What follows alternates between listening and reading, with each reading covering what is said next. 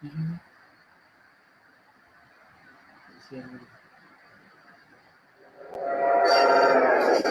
Teachers Show.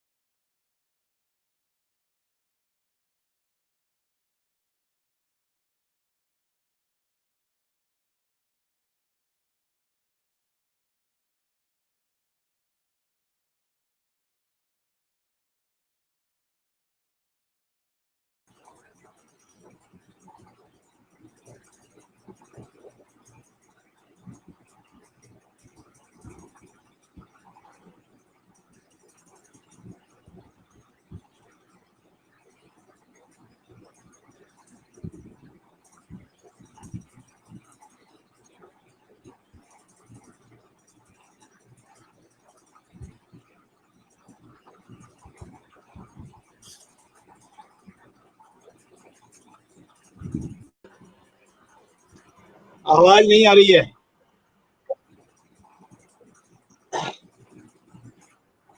आवाज नहीं है।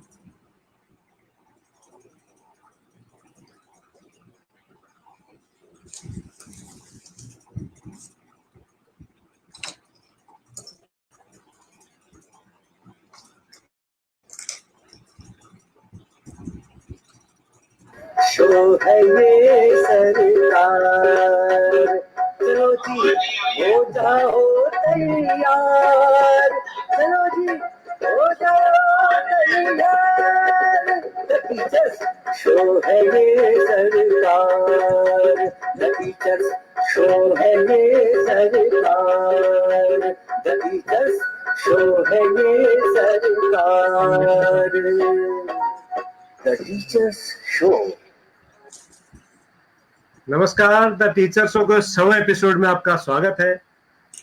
मित्रों, पिछले 99 दिनों से जिस तरह से आप हमारे साथ बने रहे, जिस तरह से आपने हम सबका हौसला बढ़ाया, वो बहुत ही तारीफ के काबिल है और इसी के कारण आज हम 100 एपिसोड तक पहुंच चुके हैं। इस शो के लिए आप सबको बहुत बहुत बधाई, आप सबको बहुत बहुत शुभकामनाएं। आपने लगातार हमारा साथ दिया। आज बहुत ही स्पेशल हमारा शो है और आज हमारे साथ हैं उत्तराखंड के यशस्वी माननीय शिक्षा मंत्री श्री अरविंद पांडे जी, जो इस वक्त देहरादून से हमारे साथ लाइव हैं। और साथ में हमारे साथ रोज की तरह हमारे और मेहमान जुड़ चुके हैं। उसमें मेरे को होस्ट इस शो के मुकेश प्रसाद दोगुआ जी ऋषिकेश से, श्री गिरीश चंद्र जोशी जी दिल्ली से और श्री हेमंत बिष्ट जी नैनीताल से, जो विशेषज्ञ के रूप में हमारे साथ होस्ट के रूप में, बहुत सारे रूपों में, अतिथि के रूप में इस शो में लगातार पहले एपिसोड से बने हुए हैं। और हेमंत ने जो पहली बैटिंग की थी, जो पहला रन बनाया था, वो आज शतक में परिवर्तित हो चुका है। माननीय मंत्री जी का स्वागत है। नमस्कार सर।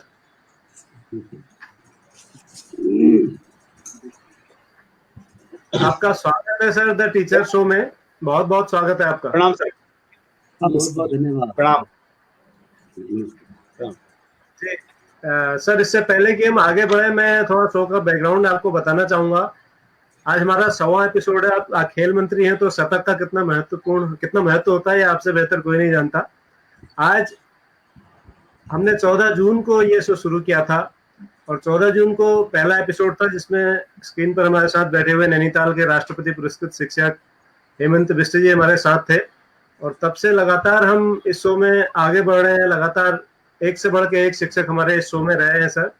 और उत्तराखंड का नाम रोशन करने वाले इस शो में अब तक उत्तराखंड के अलावा दिल्ली, उत्तर प्रदेश, हरियाणा, राजस्थान, कर्नाटक, तमिलनाडु, महाराष्ट्र, गोवा, दीव, हिमाचल प्रदेश, छत्तीसगढ़, मध्य प्रदेश, गुजरात, तेलंगाना, कर्नाटक और हिमाचल प्रदेश के तमाम शिक्षक प्रतिभाग कर चुके हैं और उत्तराखंड के इसमें सबसे अधिक शिक्षक रहे हैं।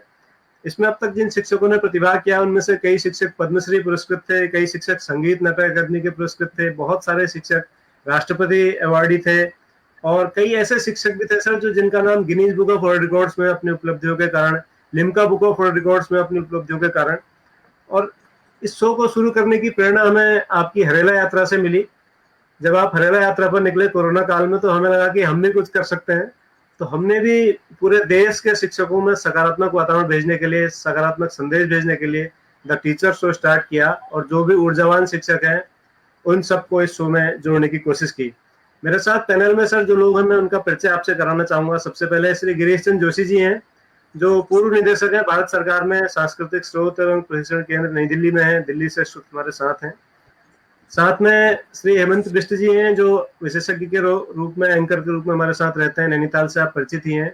और मुकेश प्रसाद दोगड़ा जी हैं ऋषिकेश से, जो हमारे को-होस्ट हैं, पूर्व सैनिक हैं और प्रवक्ता हैं हमारे शिक्षा विभाग में। तो ये लोग हमारे साथ रेगुलर रहते हैं सर।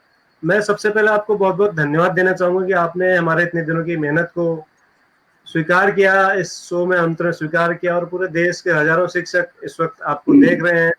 तो आप जानना चाहते हैं कि उत्तराखंड में आपने शिक्षा में, जब से आप शिक्षा मंत्री बने हैं, किस किस तरह के प्रयास किए हैं, उस पर हम विस्तार से चर्चा करेंगे सर। लेकिन सबसे पहले मैं आपको अतीत में ले जाना चाहता हूँ, क्योंकि आपका जो इतिहास है वो प्रेरणा के योग्य है। उससे बहुत सारे बच्चे जो शो को देख रहे हैं, बहुत सारे शिक्षक, बहुत सारे अभिभावक प्रेरणा ले सकते हैं कि कैसे एक साधारण घर का बालक प्रयास करे, मेहनत करे, हिम्मत न हारे तो प्रदेश का शिक्षा मंत्री भी बन सकता है।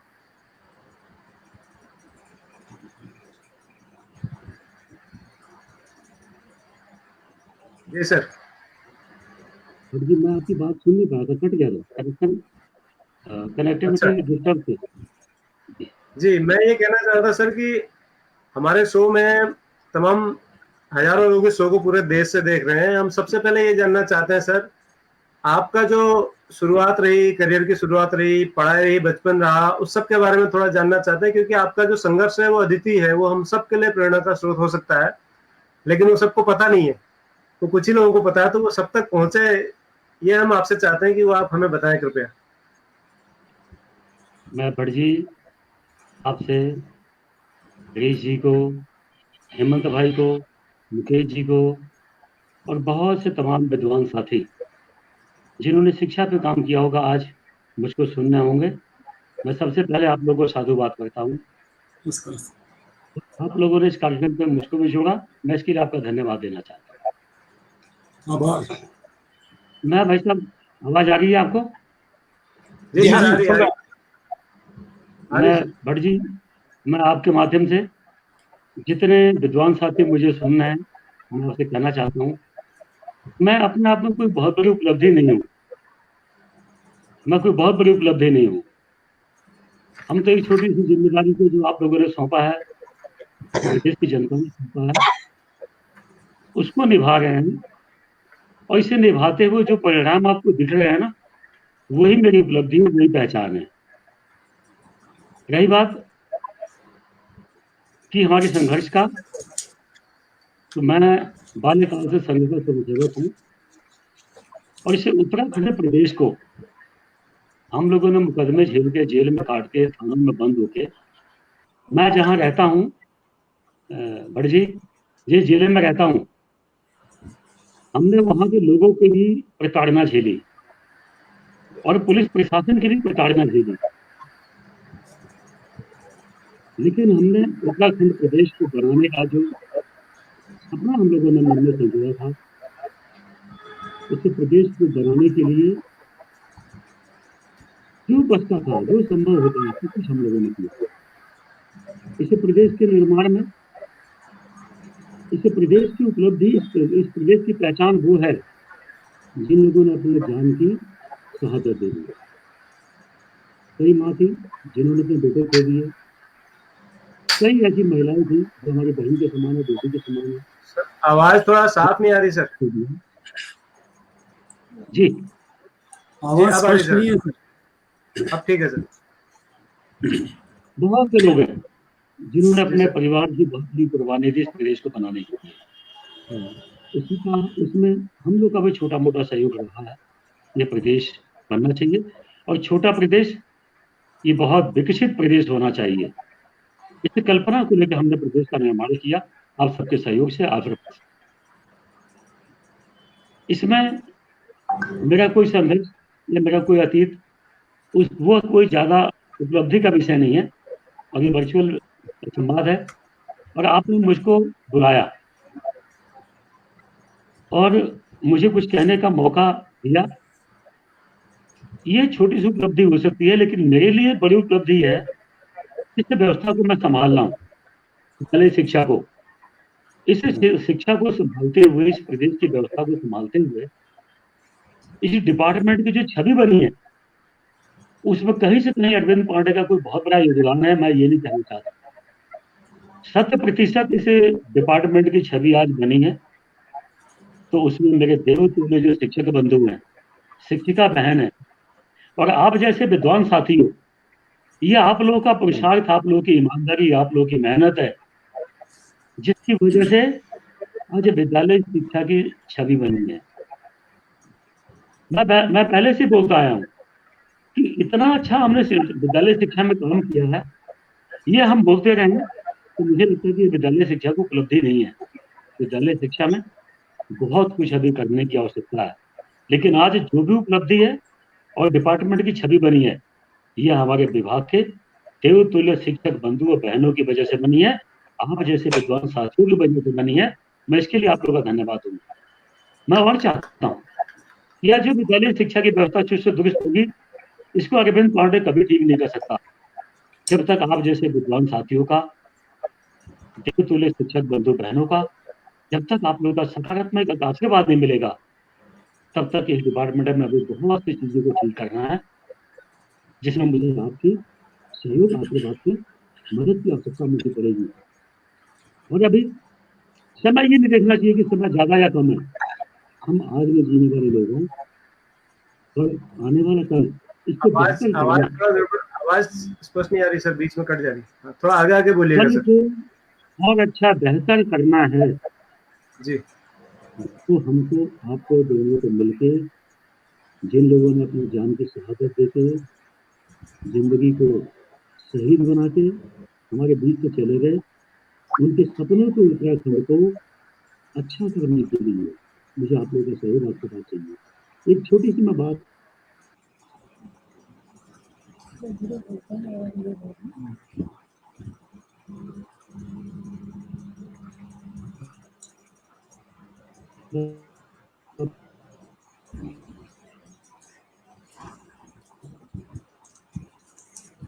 तो कहना, अपने लोभ लालच, कुछ लोग अपने राजनीतिक फायदे के लिए इस उत्तराखंड प्रदेश के जो हमारे देवतुल्य शिक्षक बंधु हैं, जिनकी मेहनत से हम कई अवार्ड जीत चुके हैं, उस पर कुछ लोग प्रश्न चिन्ह खड़ा करना चाह रहे हैं।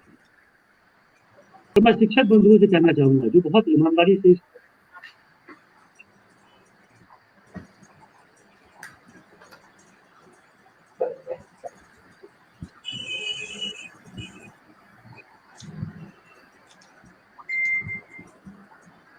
मुझे लग रहा है नेटवर्क की दिक्कत है सर। माननीय मंत्री जी के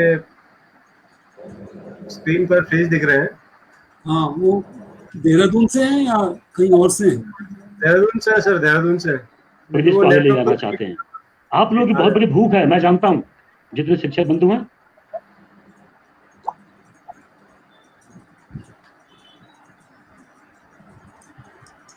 फिर आवाज गड़बड़ हो गई।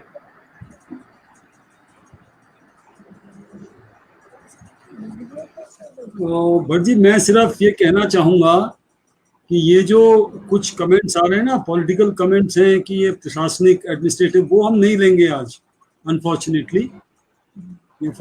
उन प्रश्नों को हम मंत्री जी के सामने नहीं रखेंगे, वो प्रशासनिक प्रश्न हैं।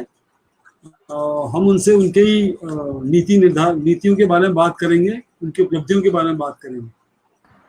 वो कोई बात नहीं सर, वो हमें, ये टीचर शो है, इसमें इस तरह की कोई बात हम नहीं लाएंगे। पहले से ही तय है, हमारा जो फॉर्मेट है वो सबको पता है, उसमें कुछ कहने की आवश्यकता है नहीं। हाँ, ठीक है, बहुत बढ़िया जी। आपको आवाज आ रही है? हाँ, अब आ रही है सर। तो ठीक है, बीच में नेटवर्क की दिक्कत थी। आ रही सर? जी सर, बोलिएगा सर। हेमंत भाई, आवाज आ रही है आपको? जी हाँ, सुन रहे हैं सर, सुन रहे हैं।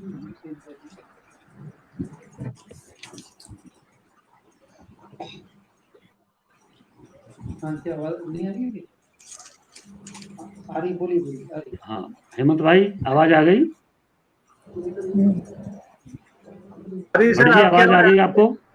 जी आवाज आ रही सर, आप जारी आ रही रखिए। है, आ रही है। ये नहीं, उन्होंने कहा। आ रही है, आवाज आ रही है सर, शैलेंद्र भाई हम सुन रहे हैं। हम सुन रहे हैं, आवाज आ रही है आपकी। समझ आ रही है।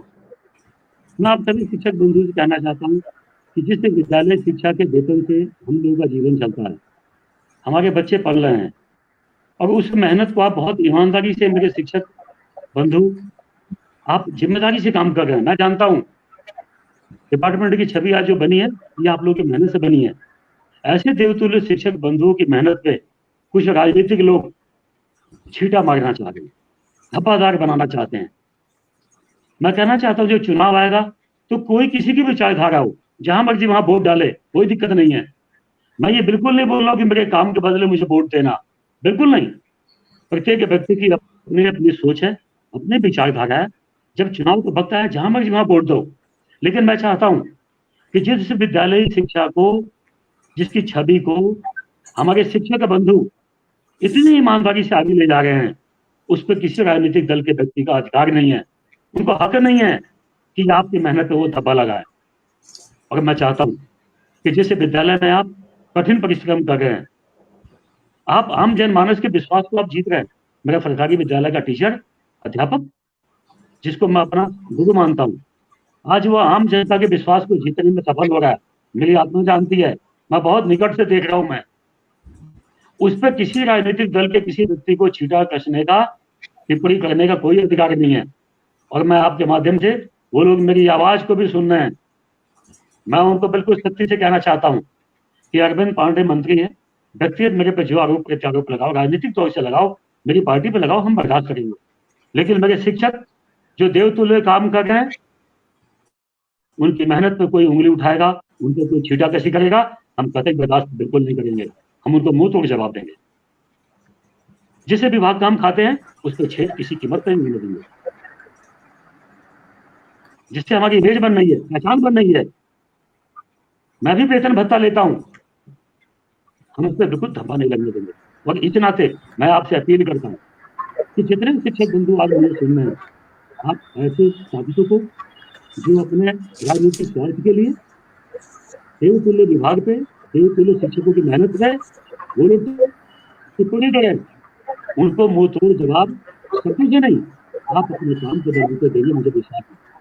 आप जिस विद्यालय में हैं, उस विद्यालय की एक फोटो आप बना रहे हैं, बच्चों को ज्ञान दे रहे हैं, उसकी एक वीडियो, मेरा विद्यालय मेरा सम्मान, यह मैसेज, मेरा स्कूल मेरा अभिमान, ऐसा संदेश आप लोगों की तरफ से ऐसे राजनीतिक लोग चाहे किसी दल के भी हो, उनको जाना चाहिए।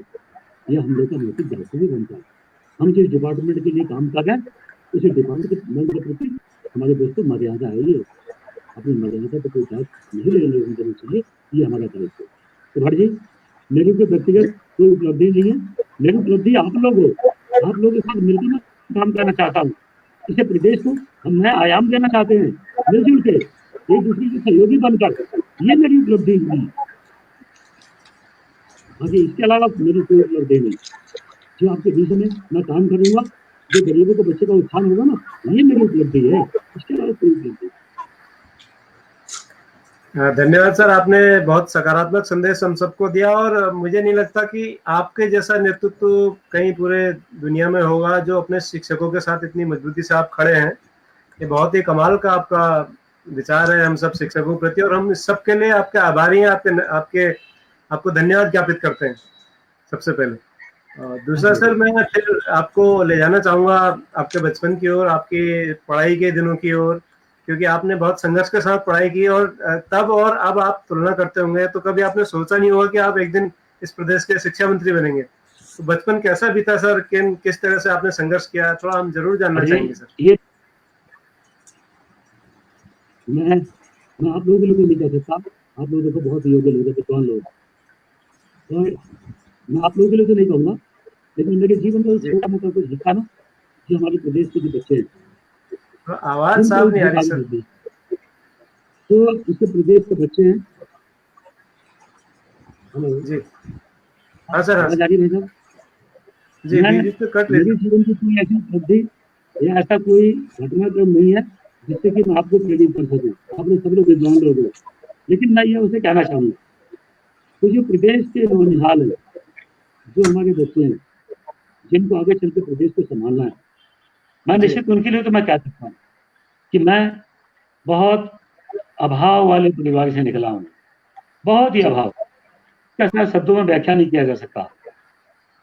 लेकिन मुझे गर्व होता है, मुझे अपने माता पिता पे गर्व होता है कि बहुत अभाव में जब रोटी खाने को नहीं मिलती थी, देखने को नहीं मिलती थी, ऐसे अभाव में मेरे माँ बाप ने मुझे उसके एक ईमानदार व्यक्ति बनाने की कोशिश की। मेरे पास शब्द नहीं है।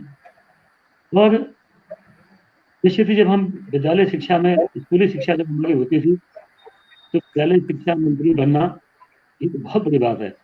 हम जीवन में कभी चुनाव लड़ेंगे या कोई नेता मैं बनूंगा, भट्ट जी, मैं ईश्वर को साक्षी मान के कहता हूँ कि मैं जिंदगी में कभी कोई चुनाव लड़ूंगा, नेता बनूंगा, या मैंने जीवन में कभी नहीं सोचा, कभी नहीं सोचा था मैंने, कभी नहीं। बस अभाव वाला जीवन जीते हुए, एक संघर्ष का जीवन जीते हुए, थोड़ा आवाज हल्की, आवाज में थोड़ा योग्य लोगों का हाथ पकड़ते हुए आगे बढ़ने का मौका मिला। तो मैं चाहता हूँ जब भी कोई काम करता हूँ तो मैं अपने अतीत को देखता हूँ और मैं यही सोचता हूँ कि जिस अभाव को मैंने जीवन में देखा है, उस प्रकार के भी कई बच्चे होंगे, मुझे उनके लिए कुछ करना है। और इसी नाते सदैव मैं आप लोगों से सकारात्मक एक सहयोग और आशीर्वाद की मैं उम्मीद करता हूँ। और मैं चाहता हूँ कि बदलाव आना चाहिए, क्योंकि मुझको हर काम में जब मैं करता हूँ ना, तो मुझको अपना अतीत दिखाई पड़ता है। और मैं उन्हीं बच्चों के लिए करना चाहता हूँ कि जो आज भी अभाव में कहने के लिए जीवन जीते, मैं चाहता हूँ कि उनके सामने कोई चुनौती बनकर खड़ी ना हो, और उस चुनौती में हम उनका सहयोगी बनकर खड़े हों, ऐसा मेरा प्रयास होता है। ये बिल्कुल सही बात है कि हम बिल्कुल अभाव से निकले। पढ़ते समय हमें जीवन में कभी आवाज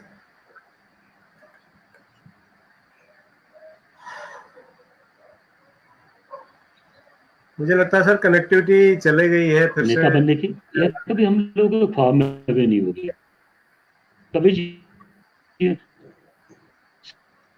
सपने भी नहीं सोचा होगा हम लोगों ने। ये बढ़िया,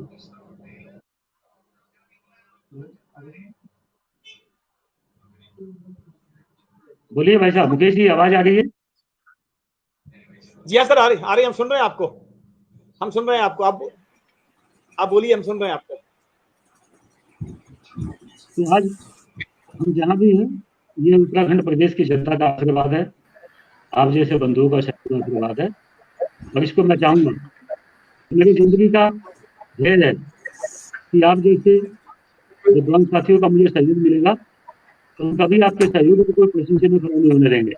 मैं आपसे ये मैं वादा करता हूँ कि जीवन में जब भी कोई दायित्व निभाने का मौका मिलेगा, हम सदैव आप लोगों को इस बात पर हम गौरवान्वित महसूस करने का मौका देंगे कि जो आप मुझे सहयोग देंगे, सानिध्य देंगे, उससे हम कोई प्रश्न नहीं खड़ा होने देंगे, कभी कोई दाल नहीं लगने देंगे। ये मेरा आप लोगों से कमिटमेंट है। जी बहुत बहुत धन्यवाद सर, आपने बहुत सारगर्भिक बातें कही, हम सबको बताई, और आपका संघर्ष जो है हम उसको सलाम करते हैं, हम उसको अभिनंदन करते हैं। छात्र जीवन में सर हमेशा कोई न कोई गुरु होता है जो हमारे जीवन की दशा और दिशा बदल देता है। वो कोई व्यक्ति हो सकता है, वो कोई स्कूल का टीचर हो सकता है, वो पड़ोसी हो सकता है, वो बड़ा भाई हो सकता है। तो आपके जीवन में कौन ऐसे लोग रहे सर जिन्होंने आपको ट्रांसफॉर्म कर दिया, परिवर्तित कर दिया और आप उस रूप में आ जाए? भट्ट जी, मैं पहले तो आपको बताना चाहता हूँ कि मैं बाल्यकाल से ही संघता में स्वयंसेवक हूँ और वो भगवान के कृपा। लेकिन मेरे जीवन में अगर जो कोई गुरु का स्थान है, किसी व्यक्ति का योगदान है, तो हमारे पूर्व सांसद माननीय बलराज पाटिल जी का नाम आपने सुना होगा। जी जी। मेरे पास कोई शब्द नहीं है उनके लिए, तो मैं ये कह सकता हूँ कि आज मैं जीवन में जहाँ रही हूँ, पहले तो मेरा संगठन से विचारधारा से मैं जुड़ा हूँ, उसके लिए कोई शब्द नहीं है। लेकिन किसी व्यक्ति का योगदान है तो निश्चित ही मेरे बलराज पाटिल जी जो नैनीताल से सांसद रह चुके हैं, वो हमारे अध्यक्ष हैं और उन्होंने पग पग पर मुझे उंगली पकड़ के चलना सिखाया। आगे बढ़ने का मौका दिया और हर अच्छे बुरे वक्त में उन्होंने संभालने का कोशिश किया। तो वो हमारे देवतुल्य, हमारे गुरु हैं, हमारे आदर्श हैं। हम जीवन में कभी उनके एहसानों को नहीं भूलेंगे। जी, पासी जी ने आपके जीवन में जो ट्रांसफॉर्मेशन किया, और आप भी सर उनके सच्चे शिष्य हैं। मुझे एक घटना उन्होंने कभी बताई थी कि जब सुल्तानपुर पट्टी पुल के पास आप एक हाथ से लटक गए थे, वो थोड़ा बताइए। जी भाई साहब, ये बिल्कुल सही घटना है कि कभी आप कोसी पुल पे आप जाओगे ना, तो आप रेलवे को पुल को देखना, तो प्रत्येक व्यक्ति ये कल्पना करता है कि इतनी लंबी सीढ़ी कैसे बन सकती है, ऐसे कोई व्यक्ति बालटिंग कर सकता है। तो मैं बहुत छोटी उम्र में होता था और माननीय बलराज पासी जी को नैनीताल लोकसभा का टिकट मिला था, तो मैं रेलवे की पटरी को एक हाथ से पकड़ता था और एक हाथ में कूची चूने का और लेके मैं लटक के एक शब्द लिखता था और कूची को पटरी में फेंक के फिर दोबारा पटरी में चढ़ जाता था मैं। फिर थोड़ा आराम करने के बाद फिर दोबारा कूची को डुबाता था, लटकता था। ऐसे मैंने वो पूरे 8 घंटे में नैनीताल संसदीय क्षेत्र से युवा कर्मठ ईमानदार प्रत्याशी, भाजपा के प्रत्याशी बलराज पासी को वोट दें, इतने शब्द को मैंने 8 घंटे में लिखा था। जो प्रत्येक व्यक्ति वहां से निकलता था तो एक कल्पना करता था कि इतनी ऊंची सीढ़ी नहीं बन सकती, कैसे लिखा होगा। लेकिन हाँ, ये काम किया और बिल्कुल उन्होंने सही बात बताई। और ये बात हमने पासी जी को नहीं बताई, ये लिखने के बाद उनको पता लगा। हालांकि उस बात मुझे ध्यान है कि मुझे बहुत डांट पड़ी थी, क्योंकि इतना बड़ा रिस्क तुमने कैसे लिया, कभी ट्रेन निकली होगी, क्या किया हो, मुझे डांट बहुत पड़ी थी, मुझे याद है। वो बहुत रिस्की काम था सर। आज भी मैं कभी उधर से गुजरता हूँ और उस पुल की तरफ देखता हूँ तो मैं शहर जाता हूँ आपकी उस घटना को याद करके। बताओ कैसी ऐसी बातें ले आए आप लोग ढूंढ के, हम लोग तो इस बात को बिल्कुल हम तो भूल भी गए थे। नहीं सर, मुझे और बहुत सी बातें याद हैं जो मैं बीच में लाऊंगा ताकि आप उस दौर में पहुंच जाए, बचपन के दौर में। आप जब छात्र थे तो आप एनसीसी में भी थे सर, मुझे याद है। जी। तो एनसीसी के कुछ अनुभव कैसे है सर? अनुभव कुछ याद है आपको, कुछ एनसीसी के किससे?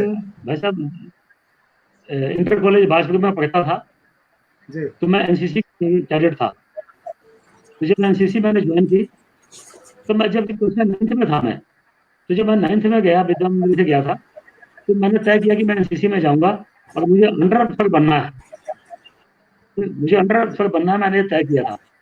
जब मैं स्कूल पास किया तो 11वीं में गया तो एनसीसी ज्वाइन किया, और जब कक्षा 12वीं में पहुंचा तब मैं एनसीसी का अंडर अफसर बना था। ये कक्षा 9th में मैंने तय किया था और कक्षा 12वीं में जब पहुंचा तो मैं एनसीसी का अंडर ऑफिसर बना था मैं जी। और मुझे ऐसा ध्यान बढ़ी, मुझे आप भी द्वारे हाथ कैंप में आप मेरे साथ थे।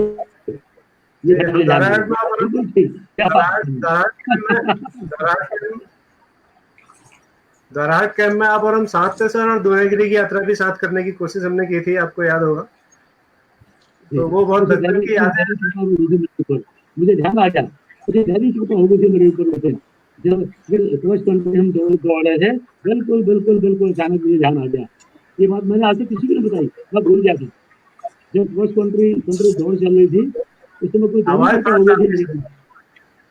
मुझे तो आपको जाने।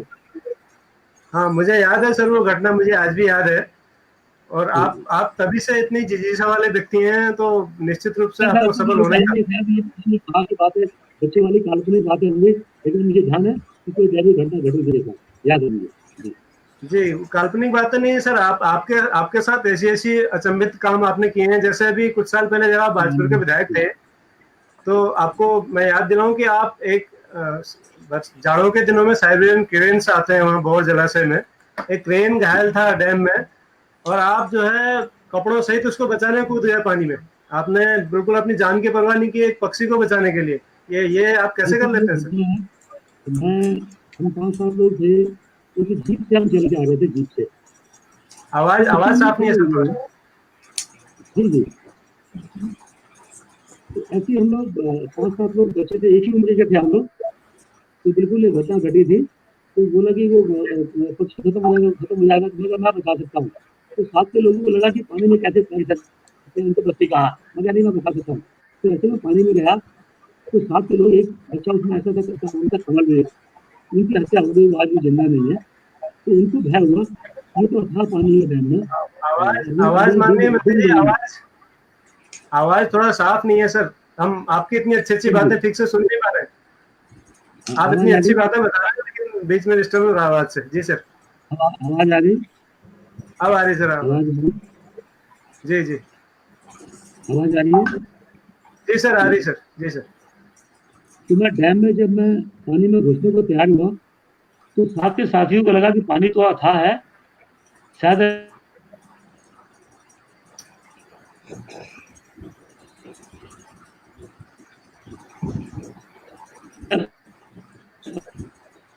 सर आवाज गई। मंत्री जी आवाज नहीं आ रही सर। आपको आ रही सर? हेमंदा आवाज आ रही? जोशी सर आवाज आ रही? नहीं आ रही। नहीं आ रही है वही। अरविंद जी अगर मोबाइल से कर लेंगे तो जाएंगे। मैंने कहा तुम मत करो, आवाज सर कनेक्टिविटी की थोड़ा दिक्कत लग रही है मुझे। कहाँ से यूँ घटना याद है भैया? भाई ये घटना तो हमने सामने तो कोई याद दिलाई बढ़ में आज। हाँ, आवाज आ गई भट जी? जी आ रही सर कट रही है आवाज आ बीच गई? में। बीच में कट रही है आवाज। आवाज आ गई? जी आ रही सर, आ रही। मैं तो इस घटना को बिल्कुल मैं भूल गया था। मैं कतई कोई पूछता तो मैं शायद मैं याद नहीं कर पाता, लेकिन मुझे ध्यान है जब मैं पानी में घुसने को तैयार हुआ तो साथियों को लगा कि मैं डूब जाऊंगा क्योंकि अथाह पानी है। जी लेकिन मैं 100 मीटर से ज्यादा अंदर तैर के गया था और इस पक्षी को बचाने का मैंने काम किया था। तो हमारे साथियों कई लोगों ने मजाक में बोला कि इसको खा जाते हैं। मैंने कहा मैंने अपनी जिंदगी की बाजी लगा के इस पक्षी को बचाया है, इसे कैसे खा जाओगे? तो ये बड़ी, मैं तो इन घटनाओं को मैं बिल्कुल भूल गया था, लेकिन मैं ताज्जुब करता हूँ कि आप इतने विद्वान साथियों की आपको कहाँ से आपने इकट्ठी की होगी। मैं इस बात को बिल्कुल मैं समझ नहीं पा रहा हूँ। मेरी कल्पना से बाहर है। नहीं सर, आप ये बड़े लोगों की निशानी होती है, नेकी कर और दरिया में डाल। आपने जो भी नेकी काम किए आप भूल जाते हैं। आपने जो भले काम किए ये भूल जाते हैं। ये आपके बड़प्पन की निशानी है सर, वरना तो लोग छोटे छोटे एहसान याद रखते हैं। तो आपने इतने बड़े बड़े काम किए, अपनी जान की बाजी लगा दी एक पक्षी के लिए, और आप कह रहे हैं मैं भूल गया। ये बहुत बड़ी बात है। नहीं, इसमें मैं क्या कह सकता हूँ, सब ये भगवान की कृपा, ईश्वर की कृपा है। कई बार हमने देखा है कि आप कहीं जा रहे हैं अपने किसी काम से, सरकारी काम से, और अचानक सड़क में कोई दुर्घटना हो जाती है, कोई घायल हो जाता है, तो अपना काम छोड़ के आप उनको पहले अस्पताल पहुंचाते हैं, उनकी पूरी सेवा करते हैं, तब काम पर निकलते हैं। ये आपकी आदत में है सर। ये भट्ट जी, मुझे लगता है कि हम कुछ भी है ये बाद में, मैं कई जगह जाता हूँ, बोलता रही हूँ कि व्यक्ति का विधायक बनना, सांसद बनना, मंत्री बनना, डॉक्टर बनना, इंजीनियर बनना ये कोई बड़ा काम नहीं है। इंसान बनना बहुत मुश्किल काम है, उसको हमको बनना चाहिए। और जाता हूँ जब मुझे ऐसी कोई घटना घटती है तो मुझको लगता है कि इंसानियत का पहले अदा करना चाहिए। तो मुझे खुशी है कि इन दिनों 2-3 घटना घटी है। मैंने 2-3 लोगों को, मैंने एक जगह, मैं आपको अभी घटना याद दिलाऊं, कुछ दिन पहले की बात है। खटीमा में कार्यक्रम लगा हुआ था, खटीमा। तो सड़क पे एक व्यक्ति का एक्सीडेंट हुआ था, सितारगंज की घटना, एग्जैक्ट मुझे डेट याद नहीं है। वहां पुलिस के लोगों ने उस व्यक्ति के बॉडी के ऊपर कपड़ा डाल दिया था, आसपास के लोग ये निकल रहे थे कि ये खत्म हो गया, बॉडी ही पड़ी थी। मैं भी निकल रहा था वहां से, मैं कहा नहीं, पता करता हूँ क्या है। तो मैं खड़ा हुआ तो लोगों ने कहा कि एक्सीडेंट होते ही आदमी खत्म हो गया। तो मैंने ऐसी पता नहीं क्या मेरे मन में आया, मैं उसके पास गया और मैंने मुंह पे से कपड़ा हटाया। तो ये हमारे कई साथी थे, सब साथ है, अभी की बात है, 2-3 महीने पहले की बात। तो मैंने कपड़ा हटाया तो उसके मुंह से खून निकला। तो उसमें से बहुत बड़ा एक गुब्बारा सा निकला। तो मुझे लगा इस व्यक्ति की सांस चल रही है। तो मैंने तत्काल अपनी गाड़ी में उनको रुकाया, अपने स्टोर को। मैंने बोला कि मैं चला जाऊंगा, मैंने रास्ता देखा हुआ, इनको पहले अस्पताल पहुंचाओ। तो मैं भगवान का धन्यवाद दूंगा कि वो व्यक्ति बच गया और वो जिंदा है। जिसको लोगों ने मृत घोषित किया था, उसको भगवान ने बचाया। और मैं ईश्वर का धन्यवाद दूंगा कि मैं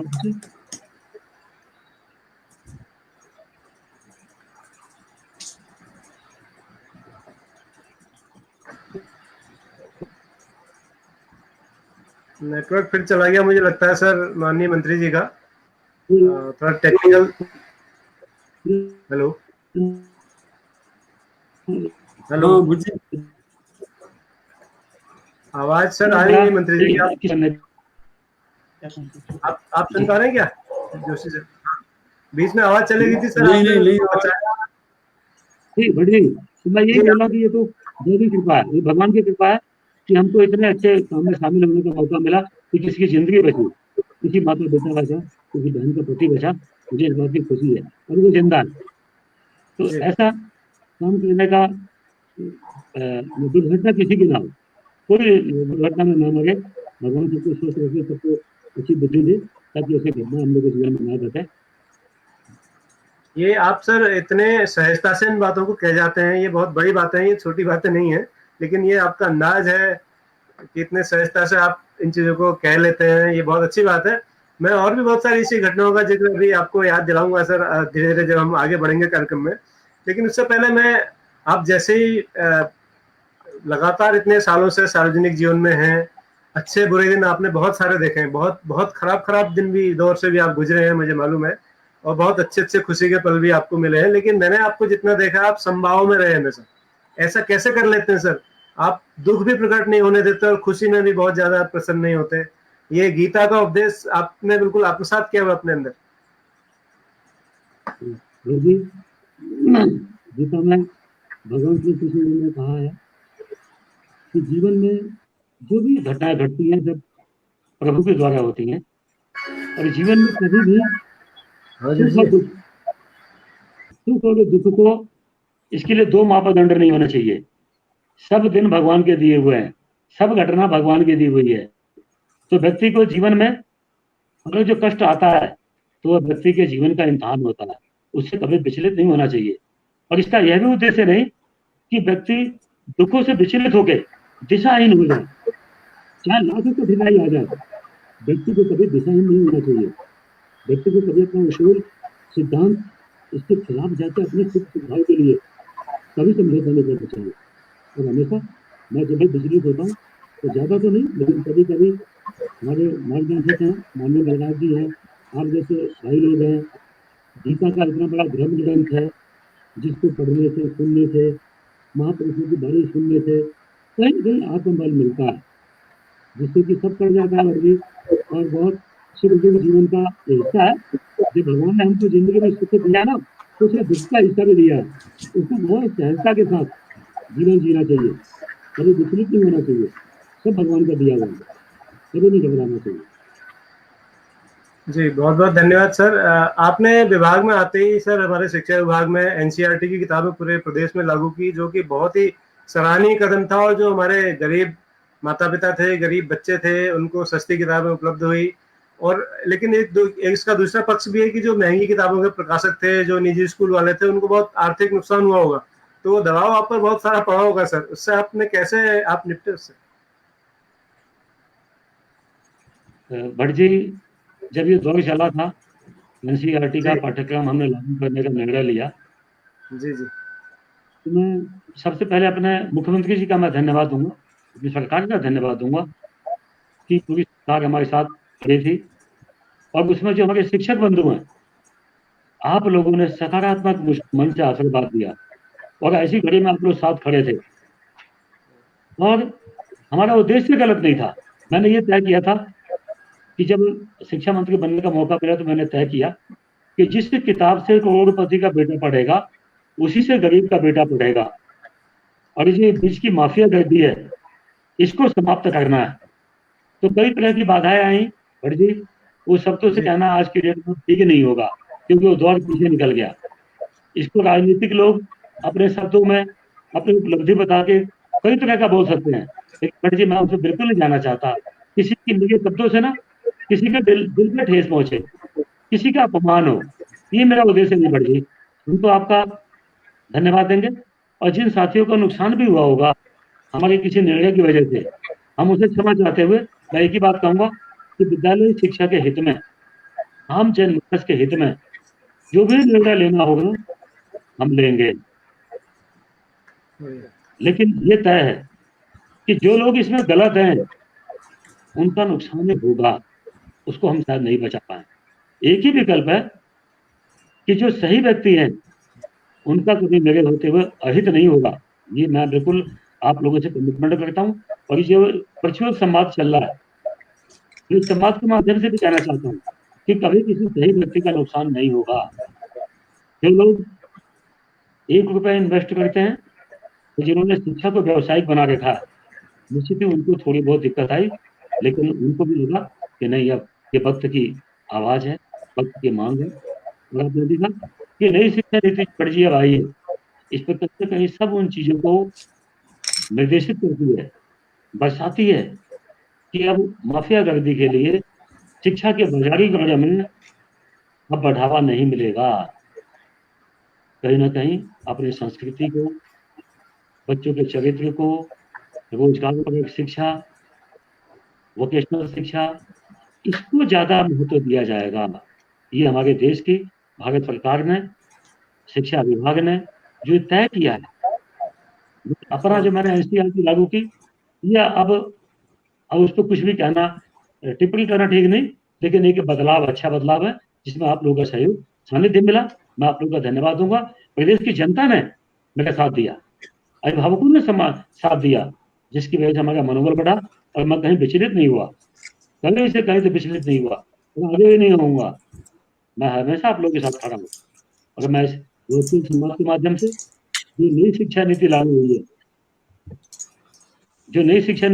है, इस नई शिक्षा नीति के लिए इस देश के यशस्वी प्रधानमंत्री मोदी जी और इस देश के शिक्षा मंत्री निशंक जी, मैं अपने प्रदेश सरकार की तरफ से, मुख्यमंत्री जी की तरफ से, आप सबकी तरफ से मैं भारत सरकार को बहुत बहुत शुभकामना देता हूँ, धन्यवाद देना चाहता हूँ कि जो वक्त की आज मांग थी कि मैदानी नीति को समाप्त किया जाए और अपनी संस्कृति, अपने मत को भाषा को बनाने का हमको मौका मिले और ऐसी शिक्षा, नई शिक्षा नीति लेके आए, उनको धन्यवाद। जी धन्यवाद सर, आप बहुत अच्छे खिलाड़ी भी रहे हैं, हमें जानकारी मिली, और आप खेल मंत्री भी हैं। तो खेल में जो आपने क्रिकेट एसोसिएशन को मान्यता दिलाई, उस पर हम बातचीत करेंगे, लेकिन उससे पहले आपका एक छोटा सा वीडियो देखते हैं। आप खिलाड़ी के रूप में कितने बेहतरीन है, वो थोड़ा सा देख लेते हैं सर। थोड़ा सा बदलाव करने की है कोशिश, फास्ट बॉलर को बुलाया गया है।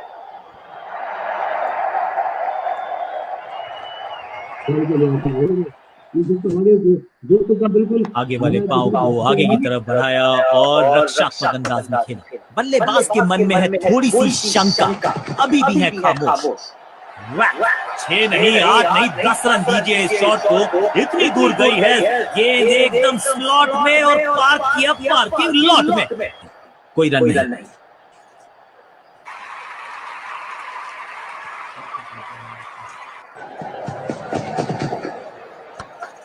मैसिव है, नो फ्लाइंग जोन घोषित कर दीजिए इस मैदान को। कप्तान ने मीडियम पेसर को बुलाया है अटैक पर।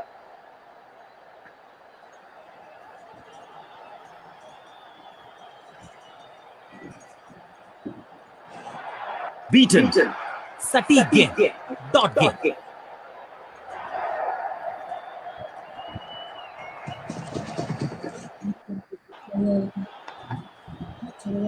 बढ़िया प्रदर्शन, फील्डर ये 24 कैरेट खरा सोना है।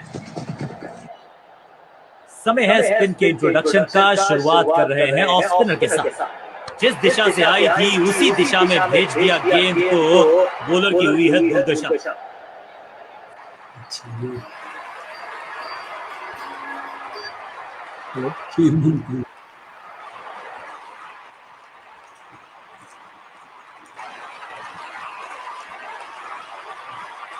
दर्शकों से खचाखच भरा हुआ ये मैदान, जिसका हम सबको था बड़ी बेसब्री से इंतजार, वो घड़ी अब आ गई।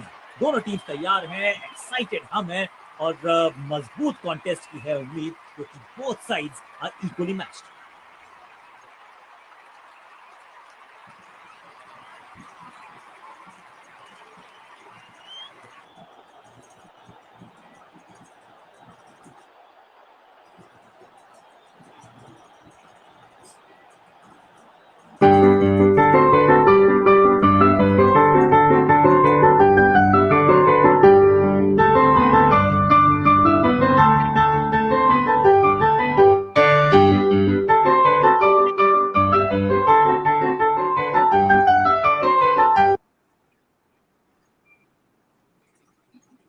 भट्ट जी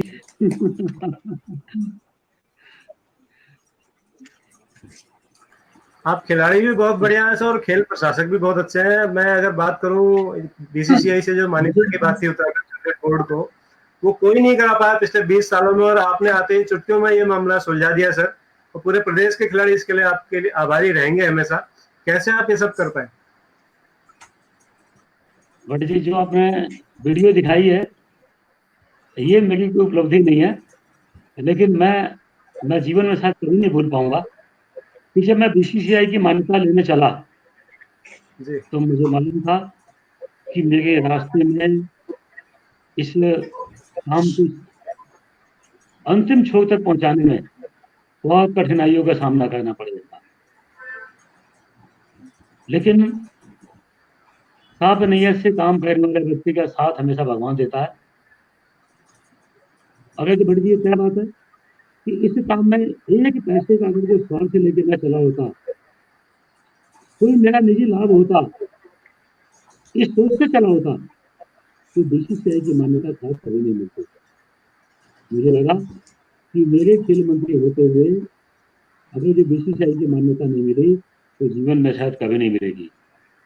एक बड़े मन के साथ, निस्वार्थ भाव के साथ लगे, और जो काम 20 साल में नहीं हुआ उस काम को मैं सबसे पहले मैं आपके माध्यम से मिस्टर विनोद राय जी, जो पूरे बीसीसीआई के कार्यकारी अध्यक्ष थे, मैं उनका धन्यवाद देना चाहूंगा कि मेरे आग्रह पे जब उनको लगा कि नहीं, इस व्यक्ति का कोई स्वार्थ नहीं है और ये प्रदेश के गरीब बच्चों के हित में एक प्लेटफॉर्म देना चाहते हैं, एक स्टेशन देना चाहते हैं, तो उनको महसूस हुआ और मेरे आग्रह को उन्होंने बड़े मन से स्वीकार किए। और आप सबके आशीर्वाद से, माननीय मुख्यमंत्री जी के आशीर्वाद से बीसीसीआई को आज प्रदेश के अंदर हमने मान्यता दिलाई।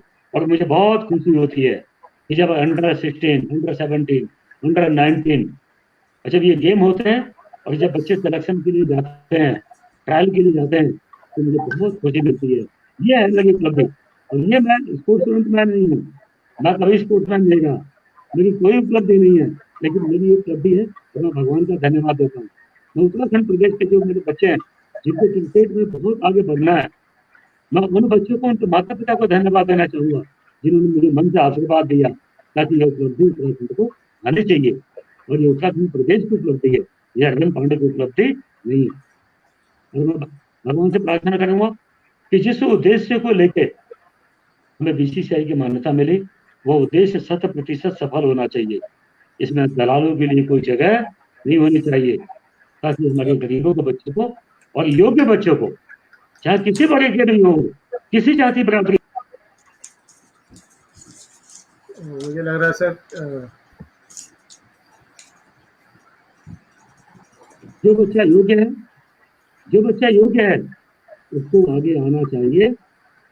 तब मैं समझूंगा कि जो बीसीसीआई से मान्यता हमने दिलाई ना, ये उसका एक सफलता मैं जरूर मानूंगा जब इन्हीं के बच्चों को लाभ इसका मिले। जी इसके सर हमारे आज कई जगह कई 100 एकेडमियां बन गई, कई ग्राउंड बन गए, ट्रेनिंग सेंटर बन गए। ये भी एक विकास का प्रमाण है। और खेल, ये बढ़ते हुए खेल की तरह। आवाज चले गई माननीय मंत्री जी, आवाज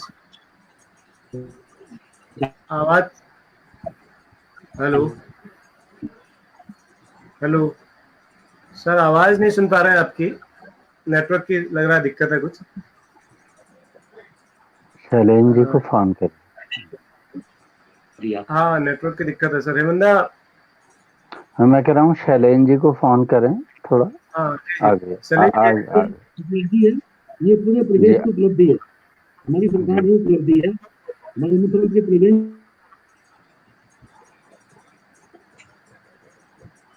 फिर साउंड चला गया। हेमंदा, आप खेल महाकुंभ के बारे में कुछ चर्चा करना चाह रहे थे, तो मैं आपसे अनुरोध करूंगा खेल महाकुंभ के बारे में माननीय मंत्री से जो भी आप जानना चाहें। उपलब्धि है, यहाँ के एक बच्चे की उपलब्धि है, उसमें मैं भी शामिल हूँ, मैं अलग से नहीं। आपको आवाज आ रही है? जी जी। जब मैं खेल मंत्री बना तो मुझको आवाज नहीं आ कि जिनको खेल की जानकारी है, जिनको कहाँ कहाँ प्लेटफॉर्म इसके होते हैं आगे बढ़ने के, चंद लोगों को पता है, वो इसका लाभ उठा लेते थे। मैंने कोशिश की कि खेल की ये जो विधा है, प्रत्येक विधा गांव तक जानी चाहिए, ताकि गांव का आम बच्चे को आगे बढ़ने का मौका मिले, उसको एक अच्छा प्लेटफॉर्म दिखाई पड़े खेल में कैसे आगे बढ़ते हैं। और जो योग्य बच्चे हैं ना, उनको गांव से खेल के स्टेट तक आने का मौका मिले, इसी दृष्टिकोण से, इसी लाभ के लिए हमने खेल महाकुंभ की स्थापना की। और इसका एक ही उद्देश्य था कि जो पहली प्रतियोगिता होगी वो न्याय पंचायत लेवल पे होगी, फिर ब्लॉक लेवल पे प्रतियोगिता होगी। जो न्याय पंचायत में जीतेगा वो ब्लॉक लेवल की प्रतियोगिता में आएगा, जो ब्लॉक में जीतेगा वो डिस्ट्रिक्ट में प्रतियोगिता में आएगा, और जो डिस्ट्रिक्ट में जीतेगा वो स्टेट लेवल पे आएगा। तो जब तक हम न्याय पंचायत लेवल पे प्रतियोगिता नहीं पाएंगे, गाँव के बच्चे और मजबूत बच्चे, काबिल बच्चे, वो निकल के नहीं आ पाते। इसी नाते हमने खेल महाकुंभ की स्थापना की और जिसका हमको लाभ भी मिला। और आपने देखा भी, हमने बच्चों को मोटिवेट करने के लिए हमने 100 से ज्यादा हमने स्कूटियां बांटी ताकि बच्चों का मनोबल बढ़े। हमने चौपहिया कार ली बच्चों को दी, हमने अच्छे ट्रांसपोर्ट भी दिए, हमने हाईटेक, हमने साइकिलें भी दी बच्चों को। जितने जैसे योग्य थे ज्यादा ज्यादा बच्चों को पुरस्कृत किया। और भर जी ये नहीं, मैं आपको बंधुओं को इस वर्चुअल संवाद के माध्यम से बताना चाहता हूँ कि जो हमने खेल नीति बनाई है जी इसको जो भगवान ने मौका दिया, उत्तराखंड की जनता ने, महान जनता ने, जिसने हमको आशीर्वाद दिया, ये सौभाग्य दिया कि मुझे खेल नीति बनाने का मौका मिला। बहुत जल्दी मैं कैबिनेट में लेके आने वाला हूँ मुख्यमंत्री जी का आशीर्वाद से। जो मैंने खेल नीति हमने बनाई है, खेल विभाग ने बनाई है, हमारे खेल के सचिव सब, हमारे डिपार्टमेंट के अधिकारी, कर्मचारी, सबके साझा प्रयास है जो हम खेल नीति बना रहे हैं। इस पूरे हिंदुस्तान के अंदर जब स्टेटों में खेल नीति बनाने की बात आएगी ना, तो लोग उत्तराखंड की मिसाल देंगे। लोग उत्तराखंड के खेल नीति को पढ़ेंगे।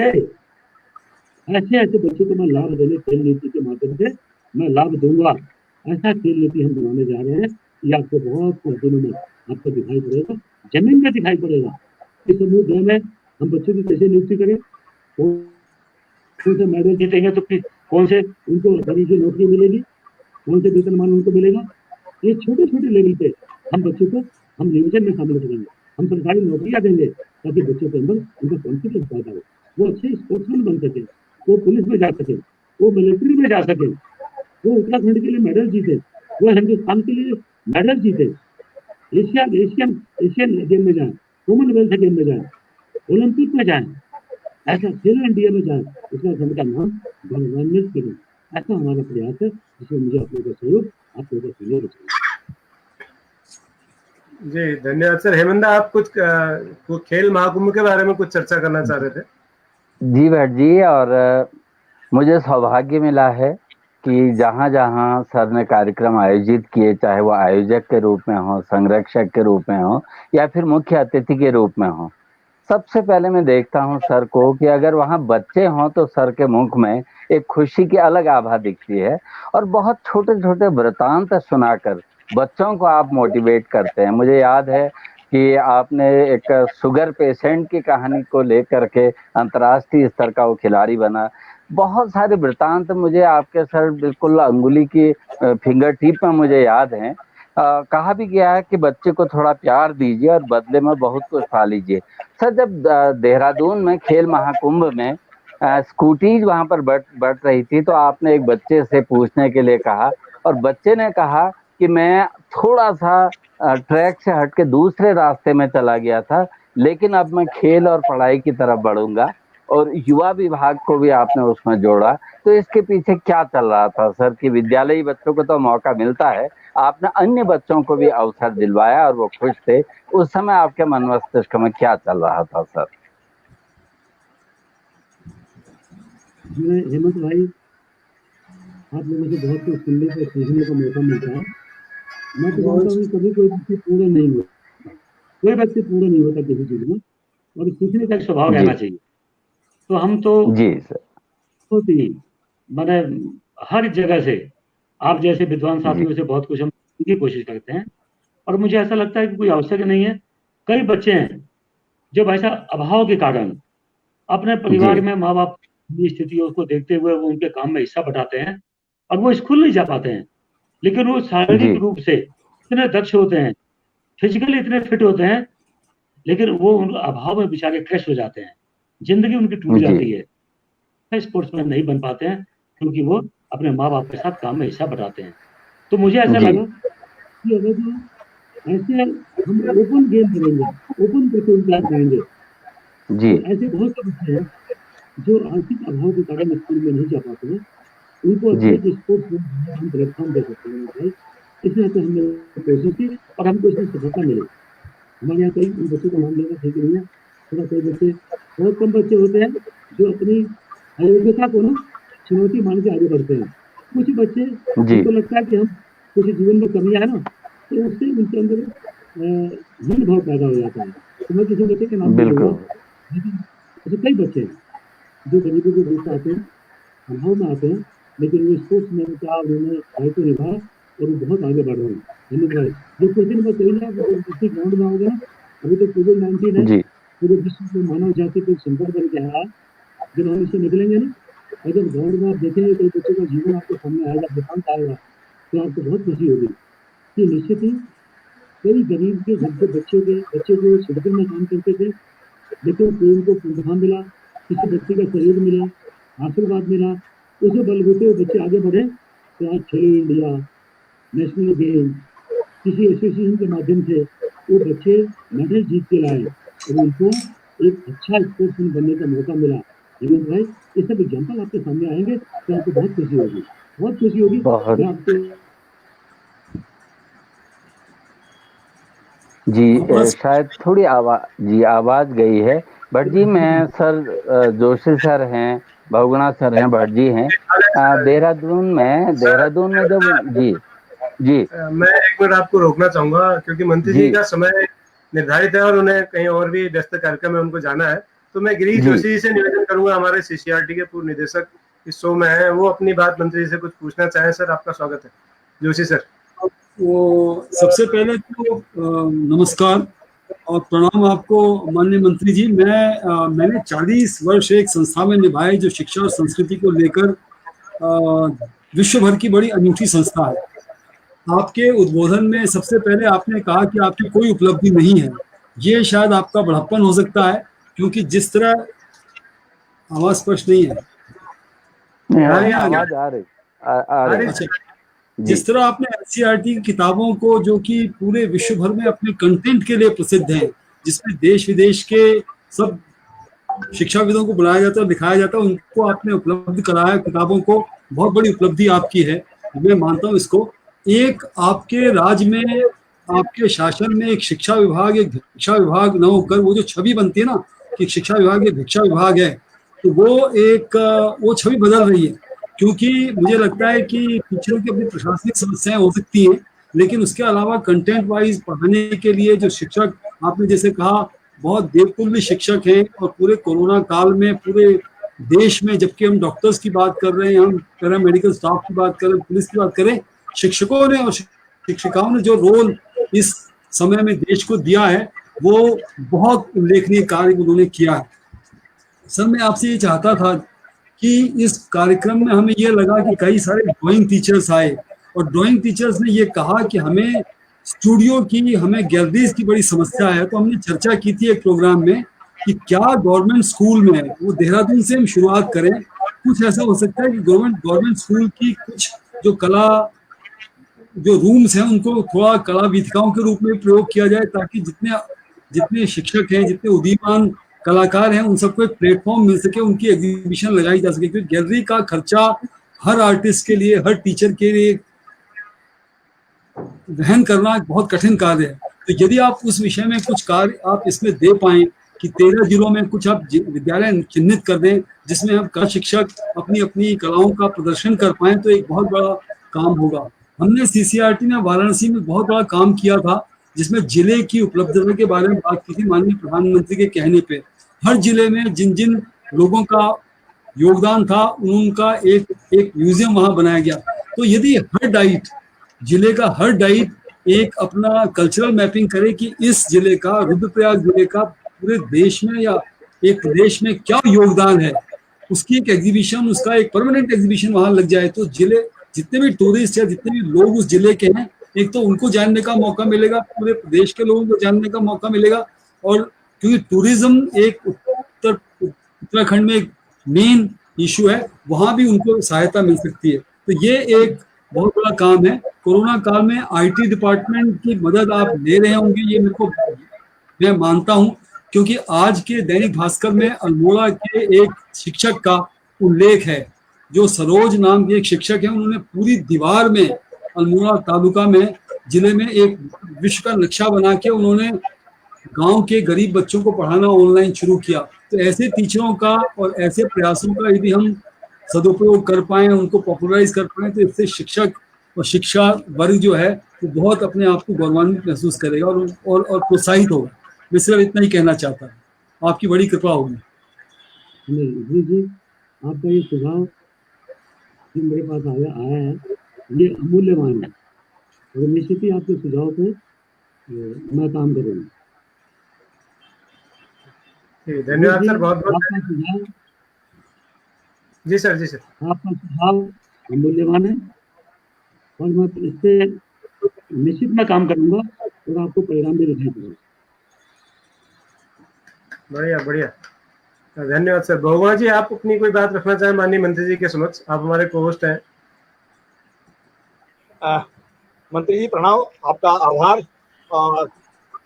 नई शिक्षा नीति जो आ रही है और उसमें बहुत सारी सकारात्मक चीजें हैं, हम जो उसको पढ़ने में हमको मिला है, तो आप शिक्षा मंत्री के नाते अगले 1-1.5 साल में क्या परिवर्तन देखते हैं? ढांचागत परिवर्तन या व्यवस्थागत परिवर्तन या व्यवहार में क्या क्या परिवर्तन आप देखते हैं जो आप चाहते हैं शिक्षा विभाग में परिवर्तन के लिए नई शिक्षा नीति के को देखते हुए? सबसे बड़ी बात ये है कि जो नई शिक्षा नीति है उसमें उत्तराखंड प्रदेश के लिए हम एक टास्क फोर्स बना रहे हैं, जिसमें नई शिक्षा नीति के कौन कौन से विषय ऐसे हैं, कौन कौन से पहलू हैं जो उत्तराखंड प्रदेश के लिए विद्यालय शिक्षा के लिए बच्चों के हित में हो सकते हैं। क्योंकि अकेले जब इतनी बड़ी पॉलिसी है, इसमें मुझे लगता है कि जब कोई अकेले व्यक्ति काम कर रहे हैं ना, अकेला व्यक्ति, तो कहीं ना कहीं नुकसान भी हो सकता है। इस तरह से आप जैसे विद्वान साथियों का सहयोग लेके मैं एक टास्क फोर्स बनाते कौन कौन से बिंदुओं को प्रदेश के हित में लागू करने से हमारा भला होगा, प्रदेश का भला होगा, तभी हम उसको क्या पाएंगे। लेकिन मैं एक चीज अवश्य कहूँगा कि जो वोकेशनल एजुकेशन है, जो 5+6+3 की जो व्यवस्था है, यह अपने आप में बड़ी है। हमने कुछ बिंदुओं को लागू हमने कर लिया, तो मुझे ऐसा लगता है कि इसके लिए सिस्टम भी काफी फर्क लेना पड़ेगा और इसका हमको लाभ भी मिलेगा, क्योंकि इससे हमारा बेसिक बहुत मजबूत होगा। और बाकी सारी ऐसी कुछ नई शिक्षा नीति में जो प्रावधान है, मुझे ऐसा लगता है कि वो सब विषयों पे आप जैसे विद्वान साथियों का सहयोग लेके हम इसको कैबिनेट में पास करेंगे। लेकिन ये क्या बात है कि जब बच्चा किसी दूसरी भाषा में, जब छोटा बच्चा होता है, जब वो किसी दूसरी भाषा में उसको सिखाया जाता है, तो पहले तो भाषा का ज्ञान तो बाद में सीखेगा। लेकिन जब मातृभाषा बच्चों को सिखाया जाता है तो भाषा बच्चे को ऑटोमेटिक पहले से आती है, हम उसको ध्यान देने की बात करते हैं, तो कहीं ना कहीं बच्चे की सीखने की क्षमता वो काफी तेज होगी और ज्यादा होगी। तो हमारी जो मातृभाषा में सीखने का बच्चे को मौका मिलेगा, वो जो बेसिक एजुकेशन इसमें ये कंपल्सरी किया गया, ये अपने आप में स्वागत योग्य है। और भी कई विषय हैं जो आप लोगों से सुझाव लेने के पश्चात उसे प्रदेश शिक्षा विभाग में लाएंगे। जी माननीय मंत्री जी, बहुत बहुत धन्यवाद आपका सर। आपने कोरोना काल में हरेला यात्रा की एस्कॉर्ट से आराकोट तक और पूरे देश और पूरे प्रदेश के शिक्षकों को, बच्चों को, जनता को हरियाली का संदेश दिया। इस ऊर्जा के साथ आप इस देश की, प्रदेश की सेवा में लगे हैं। मैं आपका बहुत बहुत आभार ज्ञापित करता हूँ। और मुझे सूचना मिली कि आपको एक अत्यावश्यक बैठक में जाना है, तो हम आपके पूरे द टीचर शो के पूरे देश के जो हजारों शिक्षक इस शो को देख रहे हैं, जो अभिभावक देख रहे हैं, जो हमारे विभाग के अन्य लोग देख रहे हैं, सबकी ओर से सर आपका बहुत बहुत आभार, बहुत बहुत धन्यवाद। आपने हमारे इस सकारात्मक प्रयास को मान्यता दी शो में आकर के। आप सभी शिक्षक बंधुओं का बहुत बहुत धन्यवाद।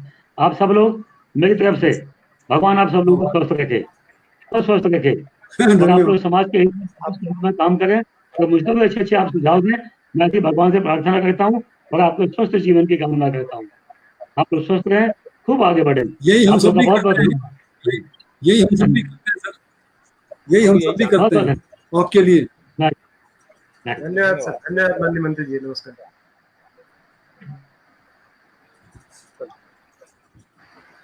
तो ये एक मुलाकात थी माननीय मंत्री जी के साथ सर। हम और बहुत सारी बातें करना चाहते थे, लेकिन बीच में सूचना मिली कि उन्हें किसी आवश्यक बैठक में जाना है। बार बहुत बार सारी टिप्पणियां भी जी, वो बहुत दिखाना संभव नहीं है सर, वो मैंने फिर दिखानी बंद कर दी, इसलिए इतनी सारी कमेंट्स आ रहे थे कि उन पर चर्चा करना दिखाना शो में संभव नहीं है। उस पर हम फिर कभी चर्चा करेंगे। आज 100वां एपिसोड है। हेमंदा से पूछते हैं, हेमंदा पहले रन में से अभी तक नॉट आउट है 100 तक। हेमंदा कैसा लग रहा है? भट्ट जी, मैं तो कल्पना भी नहीं कर सकता था कि हमारा ये शो 100 एपिसोड तक बिल्कुल अविरल इस तरह से चलेगा, और एक से एक कलाकार, एक से एक हमने बिल्कुल अद्वितीय व्यक्तित्व इसमें देखे इस माध्यम से। और वहां पे जाके हमें अपना जो है ना आत्मा आकलन भी हुआ भट्ट जी।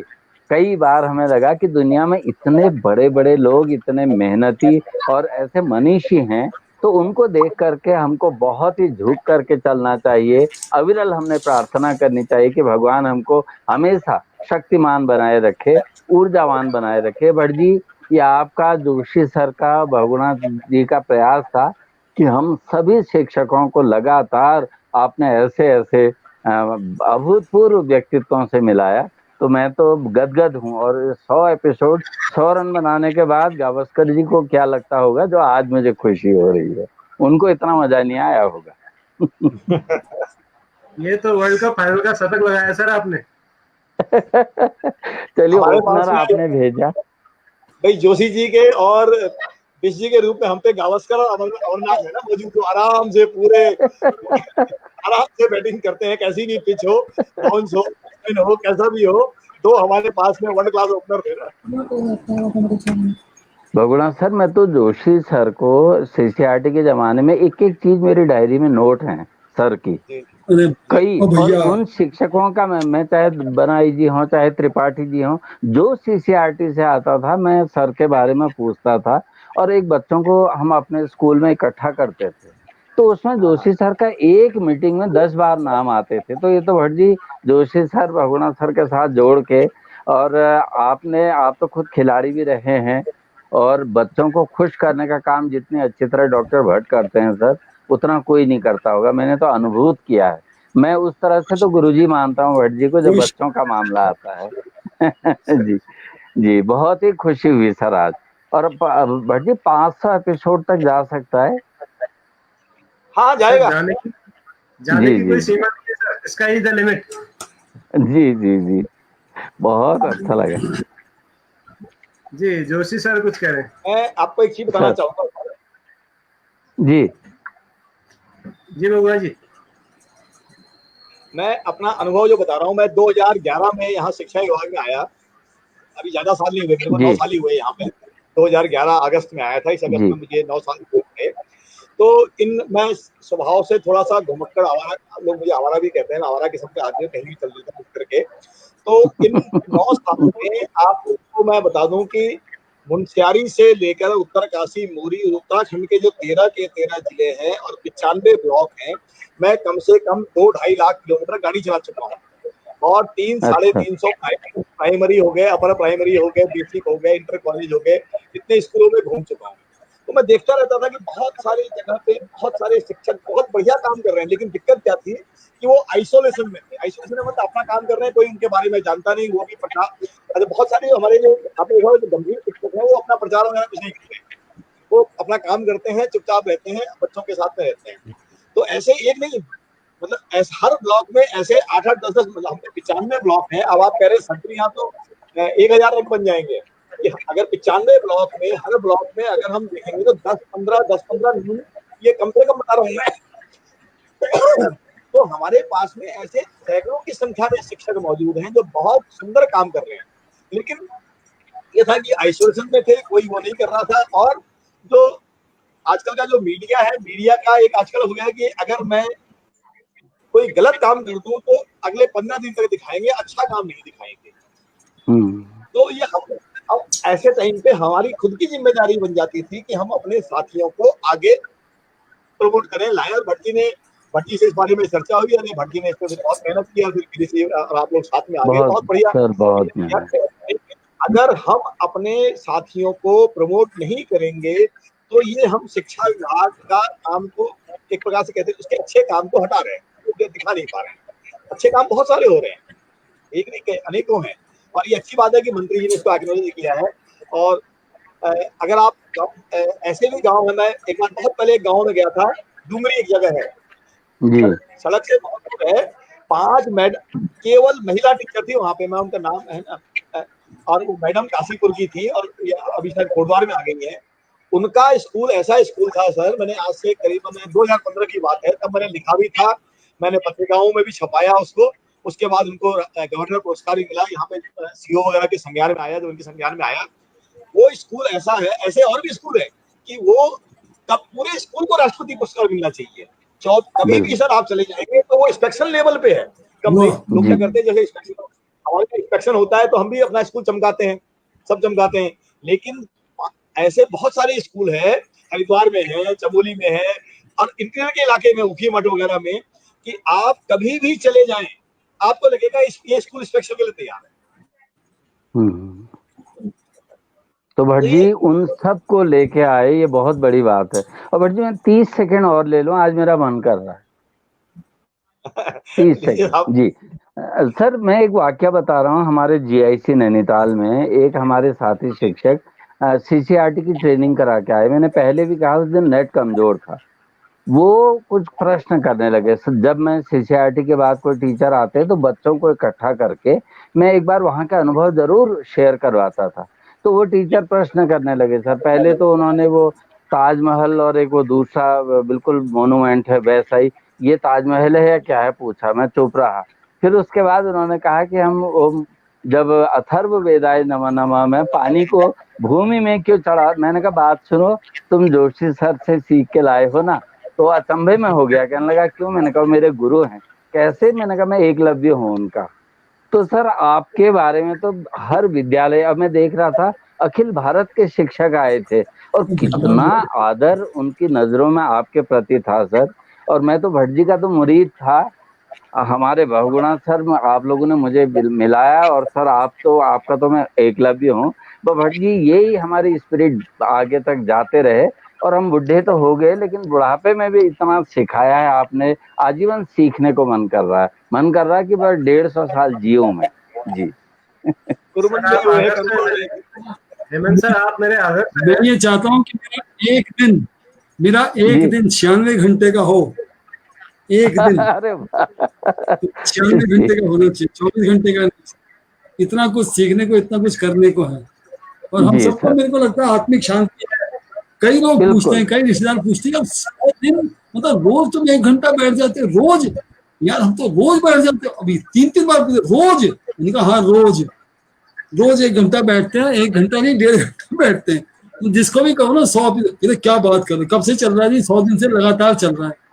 तो उनसे कैसे कहें कि हमें बहुराम जी प्रेरित करते हैं, हमें भट्ट साहब प्रेरित करते हैं, हमें मदद हस्त मिलता है, हमें एक सपोर्ट संपन्न मिलता है बिश साहब का, हेमंत बिश जी का पहला एपिसोड, और इनका जो वो सागर वाला एटीट्यूड है ना, बिल्कुल शांत अपना, मतलब कुछ आज आप जैसे देखा होगा ना आपने, जब मंत्री जी कुछ कह रहे थे तो मैं हंस रहा था या भगुना जी हंस रहे थे, ये अपना बिल्कुल तटस्थ भाव से, हाँ भैया समभाव, तो पानी वाला हिसाब होता है, जो लोटा दे दो तो उसका ही रूप होगा, गिलास हो तो उसका ही रूप होगा, नदी हो तो उसका ही रूप होगा, सागर हो तो उसका ही रूप होगा। तो हेमंत बिश जी से तो जो संभाव सीखने को मिलता है ना, वो काबिले तारीफ है।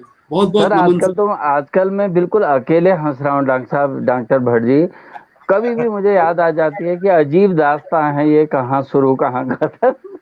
सर ने जो बताया था, मैं तो अकेले में भी, और सर वो आजीवन हंसता हूँ मैं, जब याद आ जाए तब हंसी आ रही हो। बस ठीक है, हंसते रहिए।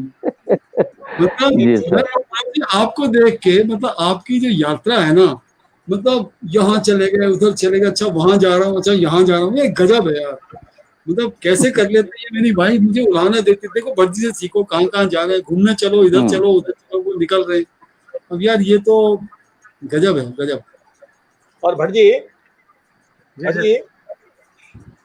ये जो हमारे जो दर्शक, जो नियमित दर्शक अलग अलग स्थानों से जो रोज हमारे साथ 1 घंटा रहते हैं, इनका बहुत बड़ा योगदान है। अगर ये नहीं होते बिल्कुल। बेशक बेशक बेशक मुझे याद है सर इन सब के, बिल्कुल रोज 1 घंटा 1.25 घंटा ये हमारे साथ में रहते हैं, बने हुए अपनी टिप्पणियां देते हैं, कमेंट करते हैं। और इनमें से बहुत सारे दर्शकों ने बहुत सारे हमको नाम भी दिए कि फलाना फलाने गुरुजी फलानी जगह है, या फलानी मैडम है, या फलाने शिक्षक फलानी जगह पे हैं। बहुत सारे लोगों ने बहुत सारे नाम भी दिए हमको। तो हमें इनका सबसे बड़े आभारी तो हम इनके हैं।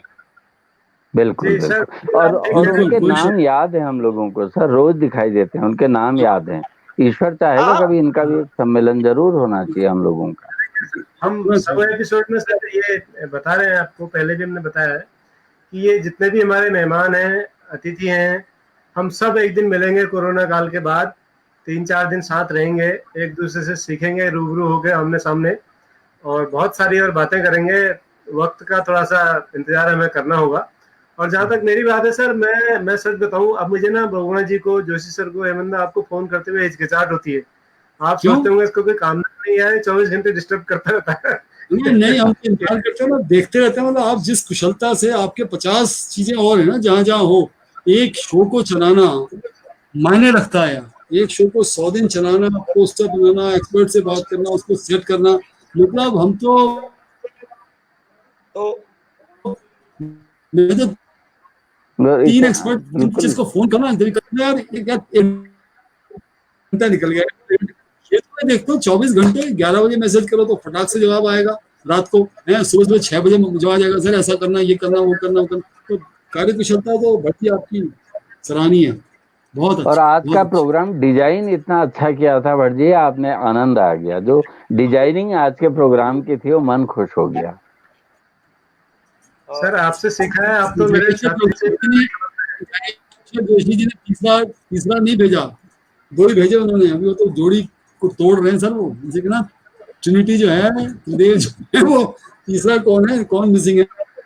हम कराएं, हम आपस में ही विश्वास वो लगाने में रहे कि ये मैं हूँ, ये आप हैं, ये आप हैं। तो हाँ भट्ट जी कुछ कहिए। जी कुछ जी सर। इस अवसर पे आप दो चार शब्द अपने दर्शकों से भी संवाद कर लिए। दर्शकों, आपके भी कईयों का नाम जानते भी है, आप रोज पढ़ते रहते हैं, तो आप जरा अच्छा रहेगा 100वें एपिसोड पे आप सर, जिन दर्शकों ने आज हमें कमेंट भेजे हैं, मैं उनके कमेंट पढ़ना तो संभव नहीं है, हजारों कमेंट्स हैं, तो मैं नाम जरूर उन सबके सिरे से एक लेना चाह रहा हूँ, नीचे से ऊपर को। उन सबका बहुत बहुत नाम के साथ ही मेरी ओर से आभार आप लोग मान लें मित्रों। भुवनचंद जोशी जी, कन्नू भाई हमारे बधाई दे रहे हैं हम सबको, मंजुला पांडे जी, दिनेश जोशी जी, हमारे रवि बिष्ट जी, उसके बाद राजेंद्र प्रसाद उपाध्याय जी का तो क्या कहें, उनका तो बहुत ही बड़ा मार्गदर्शन हमारे साथ है। सविता काला जी हैं, और मोहन चौहान जी हैं, मनोहर चमोली मनु जी हैं, भगत कंडवाल जी हैं, जगदीश मिल्कानी जी हैं, भगत कंडवाल जी, डॉक्टर ज्योति गांधी हैं, समीर जाना है कलकत्ता से, ओम सेठ हैं, दीपा तिवारी जी हैं अल्मोड़ा से, जागेश्वर प्रसाद जोशी जी हैं जिनका खूबसूरत कार्टून हमें मिला है, बीना फुलेरा जी हैं, रजनीकांत शुक्ला जी हैं दिल्ली से, जिनका बहुत बड़ा हमें सहयोग रहता है, पान सिंह मेहता जी हैं चंपावत से, राकेश काला जी हैं, महेंद्र बंगवाल जी हैं, पंकज सती जी हैं, गजेंद्र भट्ट जी हैं, मेरठ से स्मृति चौधरी जी हैं, दिनेश पांडे जी हैं अल्दनी से, पंकज गुम्बर जी हैं, नरेंद्र सिंह म्यान जी हैं, ललित कर्नाटक जी हैं, उमेश चंद थपलियाल जी हैं, संगीता जोशी जी हैं, डॉक्टर भुवन चंद्रा हैं, गिरीश चंद्रा हैं, दुर्गा प्रसाद जी हैं, चंद्रमोहन सिंह रावत जी हैं, सरिता बिष्ट जी हैं, अजनेश कुमार काम्बोज जी हैं, वीर प्रसाद चौहान जी हैं, मनीषा टिकादार जी हैं कलकत्ता से शुरू से हैं, रतन पटवाल जी हैं, प्रकाश ध्यानी जी हैं, बलबीर सिंह जी हैं, जमुना प्रसाद तिवारी जी हैं, अनिल जोशी हैं, संगीता जोशी, मुरली मनोहर भट्ट, ललिता पाठक जी, प्रवीण राणा जी, पाठक जी थे, बहुत प्रवेश राणा जी, बहुत सारे कमेंट किए प्रवेश राणा जी ने, संजीव कुमार जी, मातवर बिष्ट जी, हरीश चंद्र भट्ट जी, सर्वांगी पाठक जी, मंजुला पांडे जी, अनिल जोशी जी, इन लोगों के बहुत बहुत सारे कमेंट सर, एक एक साथी के इतने कमेंट है। दुर्गा प्रसाद जी हैं, कृपाल सिंह शीला जी हैं, ओम प्रकाश पुरोहित जी हैं, अनिल जोशी जी हैं, फिर से मनोज पांडे जी हैं, लक्ष्मण कठार जी हैं, कौशल शाह जी हैं, दिनेश पांडे जी हैं, अनिल जोशी जी हैं। और कमेंट खुलने में बहुत टाइम लग रहा है, क्योंकि इतने सारे कमेंट हैं कि उनको खुलने में भी बहुत समय लग रहा है। हमारे दिनेश जोशी जी हैं, बहुत सारे शंकर नाम दयाल हैं, तो मैं कांडपाल जी हैं, जी शंकर दयाल कांडपाल जी हैं, संजय नौटियाल जी हैं, दुर्गा प्रसाद जी, कृपाल सिंह शीला जी, ये हाँ, मतलब हमारे अपूर्व पंत है सर, अल्मोड़ा से, लगातार पहले एपिसोड से ही। आज जावेद भी आए थे कश्मीर से। जावेद इकबाल है।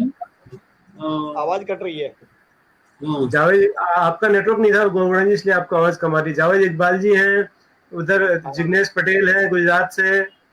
एक बहुत लंबी लिस्ट है सर, मतलब जिनको अभी बहुत दिख खुली है, उतने कमेंट सारे, इतने सारे हैं वो। तो इन सब दर्शकों का बहुत प्रेम हमें मिला है। हम सब आपकी वजह से हैं, आपके लिए हैं, और आपके लिए ये शो कर रहे हैं, तो स्नेह बनाए रखिएगा। और सर, इसी क्रम को आगे बढ़ाते हुए मैं अपने दर्शकों को बताना चाहूंगा कि कल से हमारा शो इंटरनेशनल होने वाला है। बहुत बढ़िया, बहुत अच्छे। अब भारत के अलावा विदेशों में भी द टीचर शो की गूंज होने जा रही है कल से। और इस सिलसिला हम शुरू कर रहे हैं अपने पड़ोस के देश से, जो हमारा भाई है, हमारा अपना है भूटान, जिसके बारे में पूरी दुनिया में चर्चा है। भूटान के हैप्पीनेस इंडेक्स की चर्चा पूरी दुनिया में है।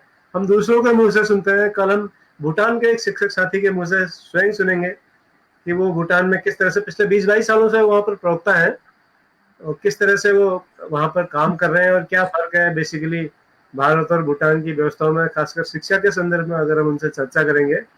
तो कल हम भूटान के हमारे नरेंद्र सिंह डांगी जी हैं, मेरे बाल सखा हैं, उनसे हम चर्चा करेंगे भूटान की शिक्षा व्यवस्था पर। और ऐसे धीरे धीरे सर हम और भी राज्यों और देशों की तरफ बढ़ेंगे। तो जो 500 का जिक्र किसी ने किया था अभी थोड़ी देर पहले, मुझे याद नहीं किसने किया था, हेमंत ने किया था, किसी ने किया था। हाँ बिल्कुल बिल्कुल। हाँ, तो कुछ भी संभव है सर, क्रिकेट में और द टीचर शो में कुछ भी संभव है। आपने बिल्कुल ठीक कहा। इस कोरोना काल में और इस आईपीएल के दौर में यदि इतने लोग हमारे साथ जुड़े हुए हैं लगातार, तो वो एक बहुत बहुत बहुत हमारे लिए एक बहुत प्रोत्साहन है। तो एक बड़ी बात आपको बताऊं सर, अभी पिछले दिनों मुझे कुछ कहीं जाने का कुछ कार्यक्रम बन रहा था, तो मैंने आदरणीय हेमंत से अनुरोध किया कि मैंने कहा सर कुछ दिनों के लिए आप मेजबानी करेंगे। तो इतने शहर से, इतने उदार मन से हेमंत ने कहा कि बिल्कुल मैं करूंगा, मैं, आप बिल्कुल चिंता मत करिएगा, हम पूरा संभालेंगे सबको। तो अब मुझे बिल्कुल बेफिक्र हूँ सर, मैं रहूं न रहूं, कोई रहे न रहे, हेमंदा इस शो में है, तो ये सब चलेंगे। 500 क्या 5000 कड़ियां चलेंगी इसमें। बिल्कुल। पर जी आपका प्रेम है, स्नेह है, और आज तो ऐसा लग रहा है 100वें एपिसोड में एंटर होने के बाद कि मतलब मुझे लग रहा है कि ना हम लोगों का शिक्षक होना, हमें गर्व तो होता था। जो 100 शिक्षकों को हमने सुना पूरे देश के, मैं तो मतलब नतमस्तक हूँ भट्ट जी ऐसे लोगों का। और लोग भी अब निश्चित रूप से उनके व्यक्तिगत फोन भी आते हैं कि यार वो गुजरात के इतने बड़े शिक्षक, इतने शालीन शिक्षक, ये सब आप लोगों ने हमें दर्शन कराए, बहुत बड़ी बात है भट्ट जी। मैं जोशी सर का, आपका और भगुना सर का दिल से आभारी हूँ कि ऐसे ऐसे शिक्षकों के दर्शन आपने कराए हैं जो हमारी दृष्टि खोलते। सर इसमें मेरा लेस मात्र भी योगदान नहीं है, मैं तो फोन कर करके दुखी करता हूँ आप लोगों को, हिलाता रहता हूँ बीच बीच में। और जितने आते हैं जो जोशी सर के प्रति उनके मन में इतना सम्मान, मैं कमेंट्स भी देखता हूँ, वो कहते हैं कि जोशी सर को मैंने इतना ये सीखा, जोशी सर से मैंने ये सीखा। तो मुझे लगता है कि मतलब आप हमारे केंद्र बिंदु, एक्सेलेंट सर आप, बिल्कुल हमारा पहिया आप ही में घूम रहे हैं जी।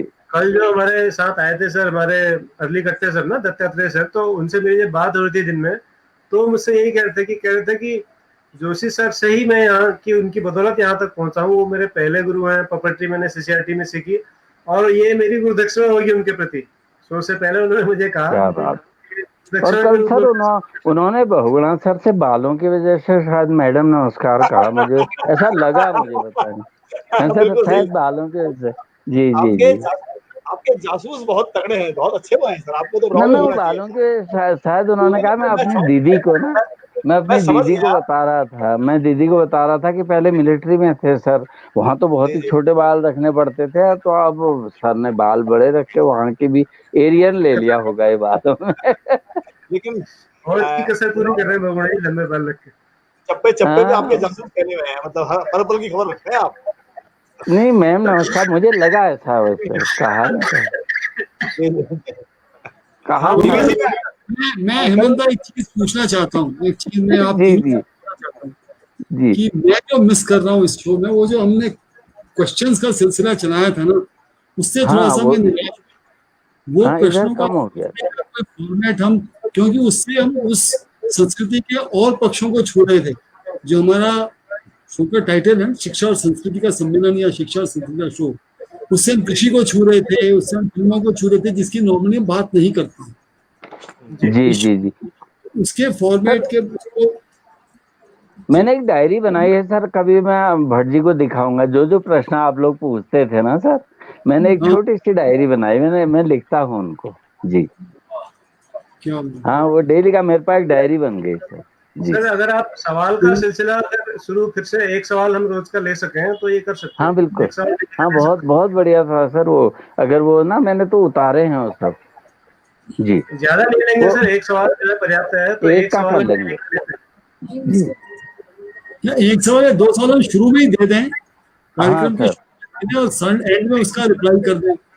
सर एक जी एक मैं घोषणा आज करना चाहता हूँ 100वें एपिसोड में। मेरे एक मित्र हैं यहाँ हल्द्वानी में, माया ऑप्टिकल्स का उनका शोरूम है चश्मे का, तो उन्होंने मुझे कहा है कि वो जो भी सही जवाब देगा उसको एक वो गूगल गिफ्ट में देंगे। ये क्या देंगे? सूचना है उनकी तरफ से, एक चश्मा गूगल गिफ्ट में देंगे वो, जो सही जवाब देगा आपके पूछे सवालों का। तो एक सवाल हम कुछ डेली बनाने वाले को भी दो यार, कुछ जी बनाने वाले को भी दे दो। बनाने वाले को भी मिलेगा सर, बनाने वाले को तो बड़ा वाला मिलेगा। वाह क्या उस बात दिन है। ना सर भट्ट जी, जब क्वेश्चन इतिहास का पूछा था सर ने, तो मेरा बेटा कह रहा था मैं अपना मोबाइल ले आऊं, उसमें निकालते हैं इसका आंसर। अपना वाह, मोबाइल, अभी इस मोबाइल में तो नहीं निकलेगा, मोबाइल निकाल। मैंने कहा चलिए इस बहाने सर बच्चे जा तो रहे हैं। वो कह रहा था मैं अपना मोबाइल निकालता हूँ, गूगल में चेक करता हूँ इसको। तो गूगल में नहीं बहुत ही मिलता सर। जागरूकता थी सर उसको। जी कंटिन्यू कीजिएगा। ना ना नहीं एक मिलता सवाल, वो तो। जी हाँ एक कल सवाल हम करेंगे। डेली का लेंगे। मैं जी उनसे फिर से, मेरे जो मित्र हैं वो शो को देख रहे होंगे, उन्होंने मुझसे लिंक मांगा था। वो डेली हमारा शो देखते हैं सर, चश्मे के व्यवसायी वाह हैं, जी क्या लेकिन बात, डेली हमारा शो देखते हैं। छूट जाता है तो यूट्यूब पर देखते हैं, विविधा पर देखते हैं। तो वाह दर्शकों आपसे भी अनुरोध है कि अगर पिछले 100 एपिसोडों में से आपको कोई एपिसोड छूट गया हो तो आप हमारे यूट्यूब चैनल विविधा को सब्सक्राइब कीजिए, और वहाँ आप सारे एपिसोड देख सकते हैं। वहाँ आप टिप्पणी भेज सकते हैं, हम उसका जवाब देते हैं, आप कमेंट कर सकते हैं जी। सर। और वो सब्सक्रिप्शन का क्या? अतुल शर्मा जी ने, जी 600 एक बार 600 सर ने एक क्वेश्चन किया, अतुल शर्मा जी ने उसका उत्तर दिया, और इतनी शालीनता से उसके बाद उन्होंने कहा भी कि हाँ मैं गलत था सर, सही थे सर। कितना बढ़िया वातावरण हो रहा था, वो करते हैं शुरू। हाँ, वो महात्मा गांधी और गुरुदेव का प्रश्न था कि क्या जी उसमें से याद है, तो मैंने कहा नहीं, मेरी जानकारी के लिए उनका फटाफट से 10 मिनट बाद रिप्लाई आया, नहीं आप ठीक है करके। ठीक जो है शीख करके, हाँ ठीक सर। है, हाँ, तो महात्मा गांधी और हाँ रविंद्रनाथ टैगोर जी के से संबंधित कुछ प्रश्न पूछा था, तो वो हाँ हाँ ठीक हाँ, है, एक क्वेश्चन का कुछ सिलसिला उपाधि रखते हैं, दी थी जिससे ना, हाँ थोड़ी सी उपाधि दी विविधता हो थी जाती है। हाँ। सर रखिएगा वो, मैं तो नोट भी करता हूँ, लिखता भी हूँ आप लोग जो बोलते हैं, और बड़ा इंतजार रहता है सर। जी तो पिछले यार क्या है, सर, काफी टाइम हो और गया। ज्योति गांधी भी करते हाँ जी करते हैं सर। जी पिछले जो हमारे 100 एपिसोड रहे सर, उसमें कभी अब थोड़ा सा दूसरी मैं चर्चा दूसरी तरफ ले जाना चाहूंगा। कभी आप लोगों को ऐसा भी लगा कि यार ये कहाँ आ गए, कहाँ फंस गए, बहुत सरदर्द हुआ हो कि यार ये दिन जो है बड़ा टफ बीत रहा है? कभी किसी एपिसोड में ऐसा भी लगा क्या? नहीं सर, शाम के टाइम में तो हमको लगता था कि आज मतलब आज कौन आएंगे, क्या हैं। आएंगे। सारे काम मैं तो निपटा के शाम को अपने को फ्री रखता हूँ, और मैं और मेरी दीदी जो टीचर, हम एक साथ देखते हैं सर बैठ के। मेरी दीदी हैंडीकैप है सर, लेकिन वो प्रेसिडेंट अवार्डी टीचर है वो, सगी दीदी चलिए मेरी। ठीक है। जी जी नेटवर्क जो है चला गया आगे आगे से। तो ये मैं इसलिए कह रहा था सर, क्योंकि हमें उस पर भी चर्चा करनी ठीक थी। है, हालांकि कल कई मिलते हैं। एपिसोड्स में नेटवर्क ने हमें बहुत दुखी किया, लेकिन वो हम उसमें कुछ कर नहीं सकते। तो आज के शो के समापन से पहले मैं माननीय मंत्री जी का पुनः आभार ज्ञापित करता हूँ, क्योंकि इस लेवल पर 1 घंटा देना बहुत जी आसान नहीं होता।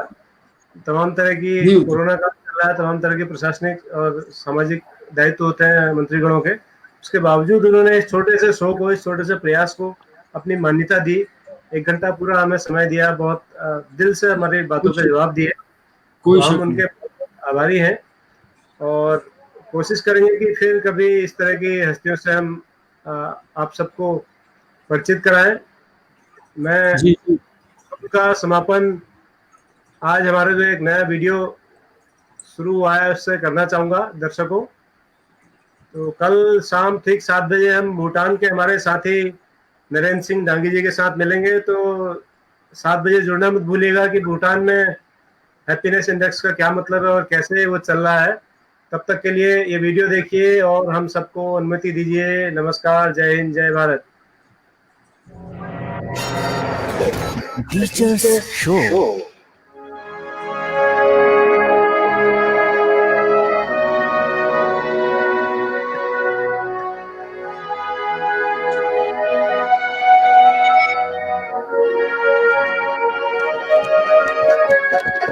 द टीचर्स शो है ये सरकार, द टीचर्स शो है ये सरकार। चलो जी हो जाओ तैयार, चलो जी हो जाओ तैयार, चलो जी हो जाओ तैयार। द टीचर्स शो है ये सरकार, द टीचर्स शो है ये सरकार।